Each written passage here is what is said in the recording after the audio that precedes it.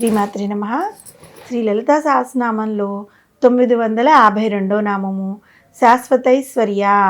ఈ నామానికి అర్థం ఏంటి అంటే శాశ్వత అంటే శాశ్వతమైన, ఐశ్వర్య అంటే ఐశ్వర్యం కలిగినది. జగన్మాత శాశ్వతమైన, నిత్యమైన, సత్యమైన ఐశ్వర్యం కలిగింది కదా. ఐశ్వర్యము అనే పదానికి ఎక్కువ ధనము, సంపద, ఆస్తిపాస్తులు ఈ అర్థాలని మనం తీసుకుంటూ ఉంటాం. కానీ జగన్మాత వద్ద ఉన్నది కేవలం అటువంటి సంపద మాత్రమే కాదు, ఆ తల్లి వద్ద ఉన్నది నిత్యము సత్యమైన సంపద.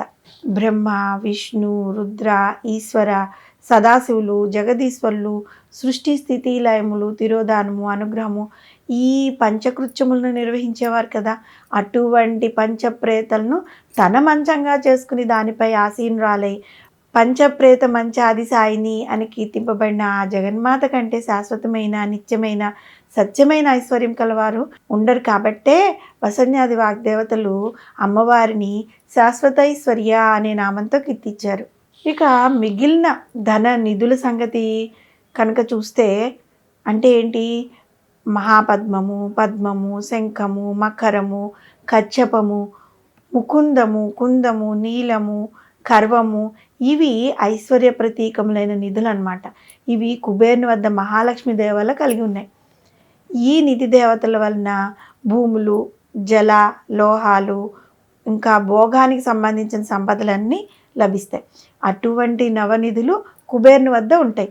అటువంటి కుబేరుడు మణిద్వీపంలోని చింతామణి గృహంలో అమ్మవారి ముందు తల వంచుకుని ఇలా చేతులు కట్టుకుని ఆ తల్లి యొక్క ఆజ్ఞ కోసం ఎదురు చూస్తూ ఉంటాడు. కాబట్టి జగన్మాత లలిత త్రిపుర సుందరి కంటే మించిన శాశ్వతమైన, నిత్యమైన, సత్యమైన ఐశ్వర్యవంతులు ఇంకెవరు ఉంటారు? కాబట్టే పరమేశ్వరిని శాశ్వతైశ్వర్య అని కీర్తింపబడింది. పంచభూతాలైన పృథ్వీ, వ్యాపోస్తేజో, వాయురాకాశములైన భూమి, అగ్ని, గాలి, నీరు, ఆకాశము ఇవి ఇతరులకి ఎంతగానో ఉపయోగపడతాయి. అవి ఇచ్చే సందేశం ఏంటంటే తన వద్ద ఉన్న ధనముని ఇతరులకు ఉపయోగించబడేలాగా చూసేవాడే నిజమైన ఐశ్వర్యవంతుడు.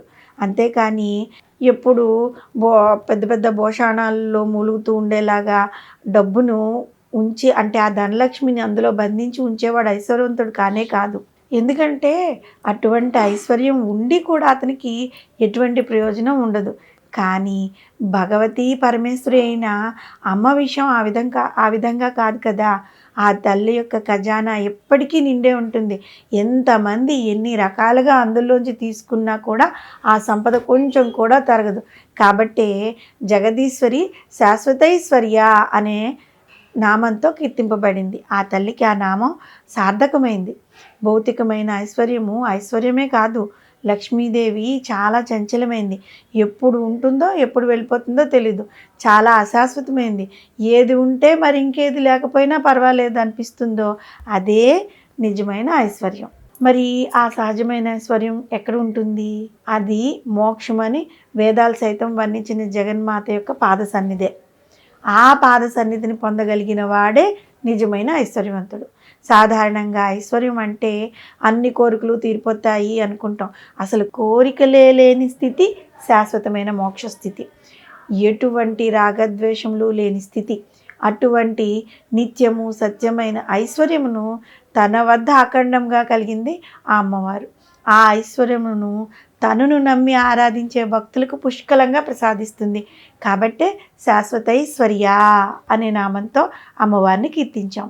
శ్రీ త్యాగరాజస్వామి వారు రాసిన నిధి చాలా సుఖమా, రాముని సన్నిధి చాలా సుఖమా అన్న విషయంలో మనం గనక చూసాము అంటే అశాశ్వతమైన ఈ తాత్కాలికమైన ప్రాపంచిక ఐశ్వర్యముల కంటే మోక్షము అనే శాశ్వతమైన ఐశ్వర్యాన్ని ప్రసాదించగల జగన్మాతయే మనందరికీ అన్నిత్యము ఎల్లవేళలా కాపాడుతూ ఉంటుంది. కాబట్టి మనం కోరుకోవాల్సింది ఏంటి అంటే ఆ తల్లిని శాశ్వతైశ్వర్య అని పూజిస్తూ ఉన్నట్లయితే ఆ తల్లి దయ వల్ల మనకి ఇహపర సుఖాలే కాకుండా చివరికి మోక్షం అంటే ఆ తల్లి యొక్క పాదాల చెంత ఉండగలిగే స్థితిని ఆ తల్లి మనకి ప్రసాదిస్తుంది. శ్రీమాత్రే నమః.